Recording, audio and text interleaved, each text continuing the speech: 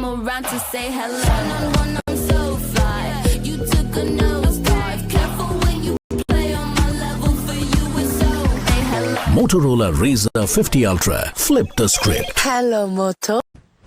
Navika ji, good evening and namaste to everyone. See, the fact is that time and time again, Congress has proved that they stand on the other side of the fence when it comes to proving they are in favor of more women in parliament. Every single time they have done that. एक बात बोलते हैं, जब करने निकलते हैं, कुछ और ही कर जाते हैं. Even this time, every objection they have been raising has been put to rest in a very logical way, in a very simple way, in a way which should be acceptable by everyone. Yet they're not accepting it. For all these years, I'll tell you two major reasons why this 33% reservation has not been a reality. Two big arguments. One argument was that southern states will be not favored in the same way that the northern states will be. It will be injustice to their population control. And the second big thing that they kept talking about was quota within quota. Now, coming to the southern states, I think this is a stroke of brilliance, increasing all the seats in all the states by 50%, properly 33% increase. I will come to that. Tessin, let me finish. I did not speak at all.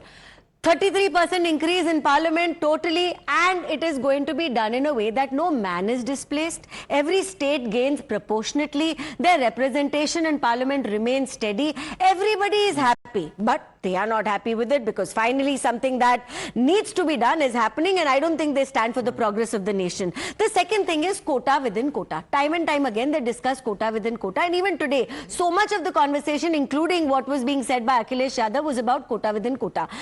Have you asked for quota within quota for the general seats? Have you ever done that? Since independence till today, there have been elections in our country. Nobody has said that Muslim men should be given a quota to contest. Has that ever happened? Is it even constitutionally proper to say something like that standing in parliament? Because our constitution says that no reservation can be done on the basis of your religion. And if that is the case, today you are asking for seats for Muslim women. What about Sikh women? What about Jain women? What about Parsi women? So on and so forth. You didn't do it for general seats. But today when it comes to discussing women, this quota within quota becomes so much of the discussion in parliament that Akhilesh Yadav wants to flag it. And now, another reason why this is completely a no-go. Show the 50% where it's written. I'm coming to that. Show it where it's I'm coming to that. I'm coming to that. 50%, you accept it? Yes. Where is it written in the bill? I've read the bill. Now you listen. Sure. Now you listen. Which paragraph? That's all. Number one. The Prime Minister has explained it. The Honorable Home Minister has explained it in detail. He also said when he speaks in Rajya Sabha tomorrow, he will break it down in such a way that every single citizen will understand. Let me say this. And third and most important thing, the Delimitation Commission is going to be formed. You wait, na. You know, Why?